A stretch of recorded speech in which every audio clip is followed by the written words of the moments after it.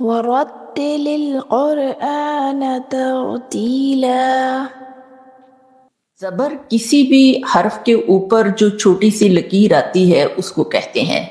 جس حرف پر زبر ہو اسے منہ کھول کر ادا کیا جائے گا، نہ ہی بہت لمبا کیا جائے گا اور نہ ہی اس حرف کو جھٹکا دیں گے، البتہ منہ کھول کر آرام سے ضرور پڑھیں گے۔ ہمیں ایک درمیانی آواز رکھنا ہوگی، اور وہ آواز کتنی ہے؟